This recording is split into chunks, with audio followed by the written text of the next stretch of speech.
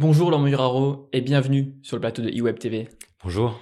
Vous êtes diplômé de la faculté de médecine de Paris Sud et consultant formateur en addictologie pour Alaska Conseil. Alaska Conseil, c'est quoi? C'est le pôle prévention d'entreprise d'une association d'entraide reconnue d'utilité publique, créée en 1910 et présente dans 55 départements en France.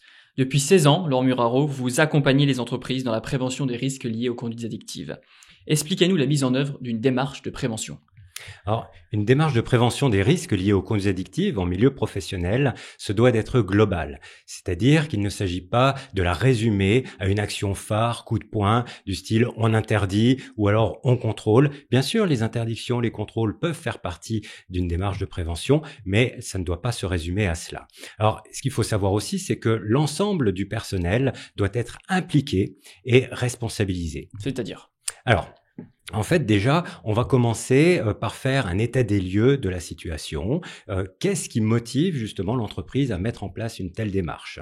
Ensuite, il va falloir communiquer autour de tout ça pour donner du sens à l'action engagée. Ça permettra aussi de travailler sur les représentations, de faire évoluer les représentations qui souvent sont bloquantes concernant les addictions et puis les conduites addictives. À côté de ça, il va falloir travailler aussi sur le règlement intérieur.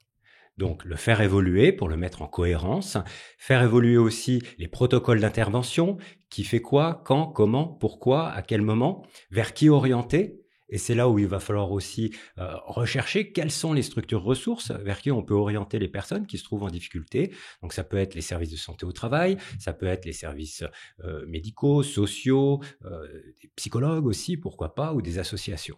Voilà. Donc une structure sur mesure pour l'entreprise que vous mettez en place. C'est une structure sur mesure que l'on met en place et on va l'accompagner tout au long de sa démarche puisqu'il va y avoir encore la formation des managers à savoir comment réagir face à ces Et difficultés. justement, comment se passe l'accompagnement? Alors, l'accompagnement, en fait, il se fait, comme vous l'avez dit, sur mesure. On va s'adapter par rapport aux spécificités de l'entreprise et par rapport à ses objectifs. Donc, on va concevoir ce qu'on appelle un groupe de travail qui va être organisé, que l'on va former, que l'on va accompagner tout au long de la démarche avec des conseils et on va aussi concevoir des outils pédagogiques, des supports spécifiques que l'on va utiliser ensuite, aussi bien pour la formation des managers que pour la sensibilisation de l'ensemble des travailleurs. Et quelles entreprises peuvent faire appel à vos services? Petites, moyennes entreprises, des gros groupes, c'est du privé, du public? Alors, c'est très variable puisque tous les secteurs d'activité sont concernés. Voilà. Maintenant, ce sont en général plutôt des entreprises de plus de 100 personnes qui vont faire appel à nos services, puisque en termes d'organisation, c'est plus simple pour elles.